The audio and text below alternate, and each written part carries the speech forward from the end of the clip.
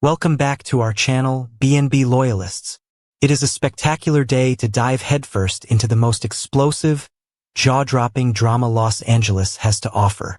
The stakes have never been higher, and the battle lines are officially drawn. Grab your favorite drink and buckle up, because we are breaking down the absolute madness about to hit your screens. Let's get straight into the fire. The heavy, frosted glass doors of the pristine Logan Executive Suite do not just open. They are violently thrust apart, shattering the quiet, insulated sanctuary Katie Logan Spencer has meticulously built for herself. The sharp, rhythmic clicking of designer stilettos echoes like a ticking time bomb against the polished hardwood floors. This is not a scheduled appointment. This is an invasion. Darcy Dillon has officially touched down in Los Angeles, and she is not wasting a single precious second. She is a mother on a cataclysmic warpath, and she has tracked down her target with the lethal precision of a heat-seeking missile. Katie looks up from her desk, the smug satisfaction of her recent corporate victories instantly evaporating from her face. She opens her mouth to demand security, to assert her dominance in her own building, but the words die in her throat. Darcy does not give her the chance to breathe, let alone speak.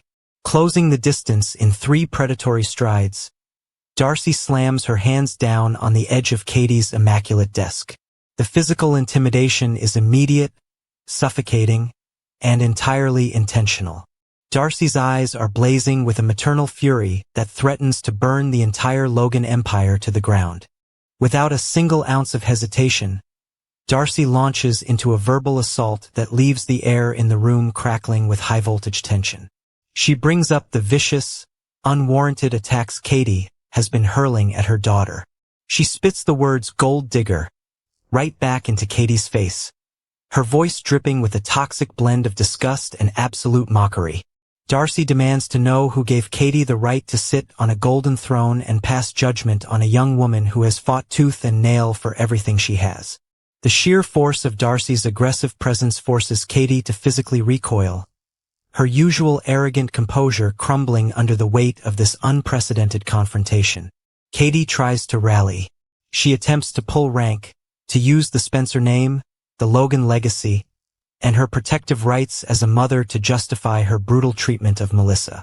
She squares her shoulders, trying to project the image of an untouchable billionaire matriarch protecting her son from a cheap rebound.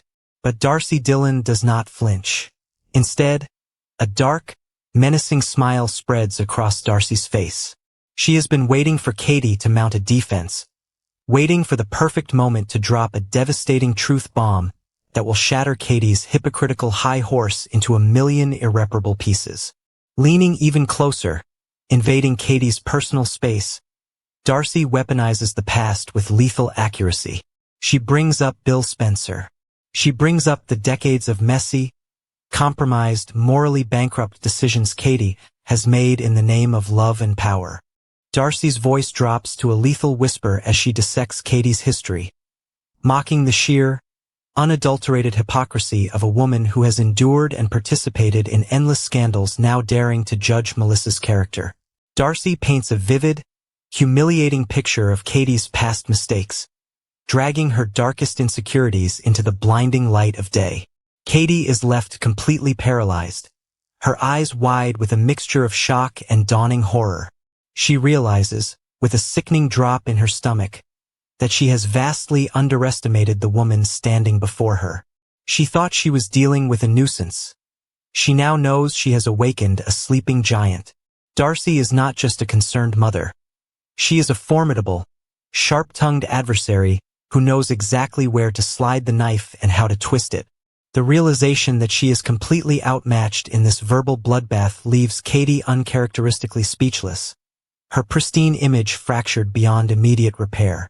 Just as the tension in the office reaches a boiling point, the doors swing open again. Will Spencer steps into the room, freezing in his tracks as he takes in the catastrophic scene unfolding before him. The atmosphere is thick enough to cut with a knife. He looks at his mother, pale and visibly shaken behind her desk. Then he looks at Darcy, radiating a terrifying, protective fire. Will is instantly plunged into an impossible, agonizing dilemma. He is caught squarely in the crossfire of a brutal war between the mother who raised him and the mother of the woman who has completely captured his heart. Will tries to intervene, to de-escalate the explosive showdown, but his presence only adds fuel to the raging inferno. He steps forward, raising his hands in a desperate plea for calm, but neither woman is willing to back down. He loves Melissa with a fierce, undeniable passion, but watching his own mother get shredded to pieces is a bitter pill to swallow. His loyalty is being torn in two completely different directions, and every word spoken in this room feels like a physical blow. Will realizes that this is no longer just a disagreement over a relationship. This is a blood feud that threatens to destroy everything in its path. Darcy turns her piercing gaze toward Will for a fraction of a second, acknowledging his presence, before locking her eyes back onto Katie. She is not finished. Darcy stands tall, her posture radiating an absolute, unyielding authority. She delivers a final, chilling ultimatum that echoes through the silent office. Darcy vows, with a terrifying calmness, that she will not allow anyone to bully her child. She promises Katie that for every single tear Melissa has shed, for every moment of humiliation she has endured at the hands of the Spencer family, Katie will pay a steep, unforgiving price. The promise hangs in the air, a dark cloud of impending vengeance. Darcy does not wait for a response. She turns on her heel, the sharp click of her stilettos resuming their rhythmic march, and walks out of the office with her head held high. She leaves behind a room suffocating in the aftermath of her wrath. Katie sinks back into her leather chair, her hands trembling as she tries to process the magnitude of the threat that was just leveled against her. Will stands in the center of the room, his jaw clenched, fully aware that the war has only just begun, and the casualties are going to be devastating. Meanwhile, across town, a completely different kind of psychological warfare is unfolding in the shadows. The vibrant, bustling energy of Los Angeles feels a million miles away from the dim, moody lighting of Il Giardino. The restaurant is quiet, the evening rush having finally subsided. Deacon Sharp stands behind the polished mahogany bar, a pristine white towel in his hand, but his mind is completely disconnected from his surroundings. He is drowning in a sea of fresh, agonizing heartbreak. The rejection is playing on a continuous, torturous loop in his mind. He got down on one knee, he bared his soul, and Taylor Hayes said no. The heavy, oak doors of the restaurant push open, letting in a brief sliver of street light before closing again. Deacon doesn't look up, assuming it is just a straggling employee or a late delivery. But the soft, deliberate rustle of fabric and the unmistakable, chilling scent of a predator on the prowl force him to raise his eyes. Sheila slinks out of the shadows, her movements smooth, calculated, and entirely lethal. She does not barge in with screaming accusations. She glides toward the bar, her eyes locked onto Deacon with a terrifying, knowing intensity. She senses the blood in the water. Deacon immediately goes on the defensive, his posture stiffening. He demands to know what she is doing here, ordering her to leave before she causes another catastrophic scene. But Sheila just smiles. It is not a smile of warmth. It is the smile of a hunter who has finally cornered her wounded prey. She slides onto a bar stool, leaning across the polished wood, invading his space with a suffocating intimacy. Sheila doesn't raise her voice. She doesn't need to. Her words are quiet, sharp, and laced with a deadly poison.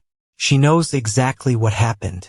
She knows about the proposal and, more importantly, she knows about the rejection. Without missing a beat, Sheila launches a surgical strike directly at Deacon's most vulnerable wound. She mocks the very idea that he thought Taylor would actually say yes. She shakes her head, feigning a toxic brand of sympathy as she dissects his shattered dreams. Deacon tries to shut her down, his voice rising in desperate defense of his love for Taylor. He insists that her rejection does not mean the end of their relationship, that she just needs more time to process the magnitude of the commitment. But his words sound hollow, even to his own ears, and Sheila catches the hesitation instantly. Leaning closer, her eyes gleaming with a malicious triumph, Sheila drops a devastating truth bomb that sucks all the oxygen out of the room. She coldly reminds Deacon that Taylor Hayes is not exactly shy when it comes to marriage. She forces him to confront the agonizing, undeniable reality of Taylor's romantic history. How many times has she walked down the aisle with Ridge? Sheila asks, the question hanging in the air like a guillotine blade. She lists the decades of devotion, the endless cycle of heartbreak and reconciliation, the magnetic, inescapable pull that Ridge Forrester has always held over Taylor's heart. Deacon's hands grip the edge of the bar, his knuckles turning stark white as he tries to block out the venomous words. He wants to scream at Sheila, to throw her out into the street, but the terrifying truth is that her words are hitting their mark with lethal precision. Sheila continues her psychological assault, weaving a narrative that is impossible to ignore. She plants a dark, insidious seed of doubt deep within Deacon's mind. She suggests, with a chilling certainty, that Taylor is not in love with him. She suggests that Taylor is simply using him as a convenient, safe distraction. Sheila connects the dots with ruthless efficiency. She brings up the catastrophic failures in Monaco, the emotional wreckage Ridge left behind, and the desperate vulnerability Taylor was drowning in when Deacon found her. Sheila paints a picture of a woman who is terrified of being alone, a woman who is using Deacon as a temporary band-aid to cover the gaping wound Ridge Forrester left in her soul. She tells Deacon that he is nothing but a rebound, a warm body to keep the loneliness at bay until Ridge inevitably snaps his fingers and calls her back home. The words sink in, toxic and corrosive.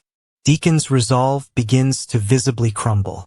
The desperate, unwavering faith he had in Taylor's love fractures under the weight of Sheila's undeniable logic. He looks away, his eyes darting across the empty restaurant as he tries to find a single, solid reason to prove Sheila wrong. But the silence is deafening.